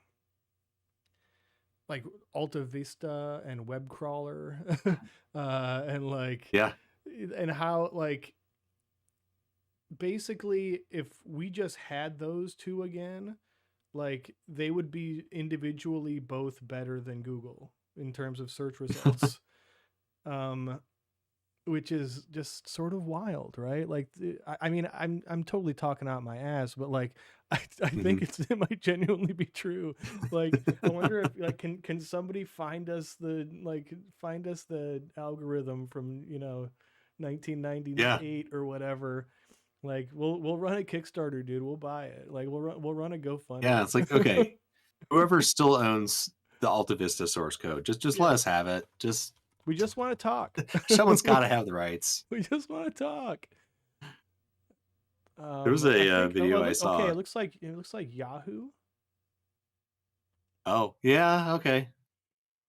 They're hard up enough. They might do a deal. Yeah. Wow. As of 1998, according to Wikipedia here, I'll flop over here. According to Wikipedia here, as of 1998, it used 20 multiprocessor machines using DEC's 64-bit alpha processor. Wow. Ooh, love the alpha. That was some fancy hardware back in the day. Yeah. 130 gigs of RAM. So that's so interesting. Oh, man. Like look at the the disparity between the amount of RAM and disk space. Like 130 gigs of RAM and 500 gigs of hard drive space. Wow. That's surprisingly close. That's wild. Yeah. That's wild. AltaVista was most favored search engine used by professional researchers at the Internet Search-Off Study, February 1998. I love that. Second place belonged to Hotbot. Hotbot. Oh man. Yeah, did Wired own that? I think they owned it. Yes. Or at least they were very closely affiliated. Hotwired. Oh man. God yeah. damn. Wow. That takes me back. No kidding. Oh man. Hokey smokes that Bullwinkle. logo. I've not thought about that logo in about 30 years. Yeah. I haven't heard that name in a long time. Hokey smokes Bullwinkle. Well, I think on that note, we've blasted ourselves to the past. I think on that note, we can call it down. I'm gonna let you go, Ian. Thanks so much for coming by, man, and basically co-hosting the show with me here. That was great. I really appreciate it, dude. It was super fun hanging out with you and catching up with our old coworker Adam and talking about our projects. We'll do it again sometime soon. I will be back here, of course. If the folks want to follow you on the internets, what are the best places for them to find you? I'm on Mastodon. You can follow me at pulpo@bitbang.social. Or you can just go to ianscott.org. I got all my links there. Excellent. All right, all right, folks, thank you for watching this show. We're going to do it again next Tuesday. Why the fuck not? 7 p.m. Pacific time. I will catch you then. Same bat time, same bat channel. Take care of yourselves out there. Take care of somebody else if you can. And have a great evening wherever you may be.